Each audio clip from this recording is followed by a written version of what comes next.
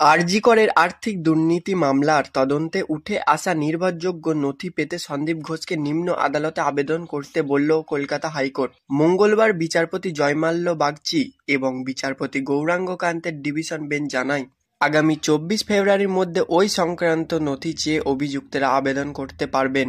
নিম্ন আদালত ওই আবেদন বিবেচনা করে নির্দেশ দেবে। হাইকোর্ট জানায়, এই সময়ের মধ্যে দুর্নীতি মামলার বিচার প্রক্রিয়া নিম্ন আদালত চালিয়ে নিয়ে যেতে পারবে। আপাতত তাতে হস্তক্ষেপ করা হবে না।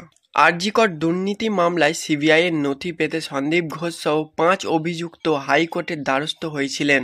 বিচারপতি বাগচির ডিভিশন বেঞ্চ কেন্দ্রীয় তদন্তকারী সংস্থাকে অভিযুক্তদের সেই সব নথি দেওয়ার নির্দেশ দেয়। মঙ্গলবার শুনানিতে সিবিআইয়ের আইনজীবী তথা কেন্দ্রের deputy solicitor general Rajdeep Majumdar জানায়, আদালতের নির্দেশ মেনে পর্যাপ্ত নথি দেওয়া হয়েছে।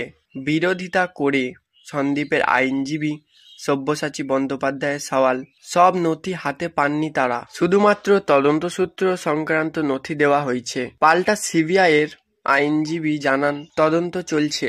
এই অবস্থায় নির্ভরযোগ্য কোনো তথ্য বা নথি দেওয়া সম্ভব নয়, তাতে তদন্তে প্রভাব পড়তে পারে। সিবিআইয়ের ওই সওয়াল শুনে হাইকোর্ট জানায়, ট্রায়াল কোর্ট নির্ভরযোগ্য নথি দেওয়ার সিদ্ধান্ত নেবে, সেখানে আবেদন করতে হবে অভিযুক্তদের।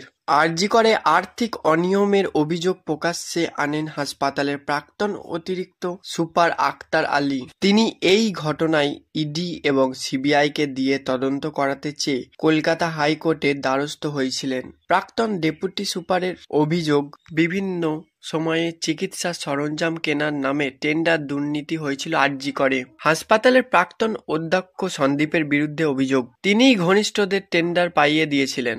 আরজি করে আর্থিক দুর্নীতির মামলার প্রথম গ্রেপ্তার হন সন্দীপ। টানা কয়েকদিন সিবিআইয়ের দপ্তরে জিজ্ঞাসাবাদ করার পরে তাকে গ্রেপ্তার করা হয়েছিল। পরে এই মামলা সূত্র ধরে বিপ্লব সিংহ, আফসার আলী এবং সুমন হাজরাকেও গ্রেপ্তার করেছিলেন তদন্তকারীরা। এই মামলায় শেষ গ্রেপ্তার আশিস পান্ডে, প্রত্যেকেই বর্তমানে জেলবন্দী।